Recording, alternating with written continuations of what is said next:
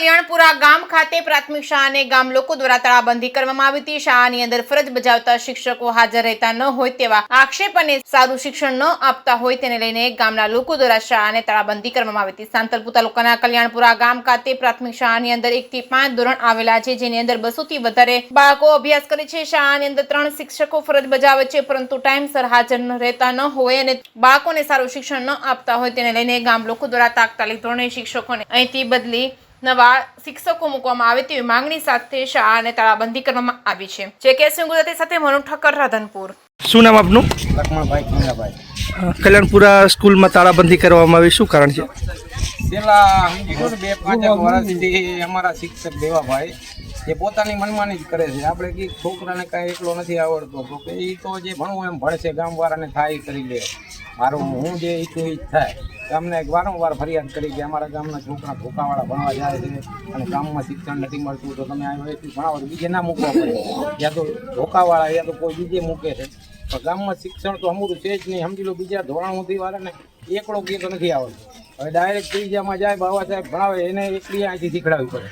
હવે એવું કે 4-5 ભણાવે કાં એકડા બગડાનું ભણાવે, એટલે અમારા આખા ગામનો એ જ ધ્યેય છે કે આ શિક્ષણની બદલી થાય અને કોઈક સારો શિક્ષક મૂકે, અને જ્યાં સુધી સારો શિક્ષક નહીં મૂકે ત્યાં સુધી અમે તાળાબંધી કરી છે એમ જ રહેશે। મારું નામ બાબુભાઈ દેભાભાઈ આયર। શું તકલીફ છે કલ્યાણપુરામાં? ગામમાં તકલીફ એ કે છોકરાને એક તો શિક્ષણ સારું નથી, દેવાભાઈ છે એ ફરવામાં જે છે સમાજ છે બીજી સેવામાં, નોકરી પૂરી બરોબર કરતા નથી, તો છોકરીનું શિક્ષણમાં તો કોઈને એકડો હજી કોઈને આવડતો નથી, તો અમે બદલી થઈ જાય સાહેબ ને એ અમારી ગામ વતી બધી માગણી છે। અને અહીંયા ગામમાં શિક્ષણ સારું નથી, તે છોકરા 2-3 રિક્ષા ભરાઈને છે ધોકાવાળા જવું પડે। શું નામ આપનું? આયર જીવણભાઈ મૂળજીભાઈ। કેમ કલ્યાણપુરા ગામે સ્કૂલમાં તાળાબંધી કરવામાં આવી આજે છે? અમારું સમસ્ત ગામ અહીંયા મળ્યું હતું અને શિક્ષણની હાલત છેલ્લા 10-15-20 વર્ષથી એટલી બધી ખરાબ થઈ ગયેલી છે, અને જે અમારા આચાર્ય શ્રી દેવાભાઈ છે એને પોતાની મનમાનીનું વર્તન કરે છે, ગામનું કોઈ સાંભળતા નથી।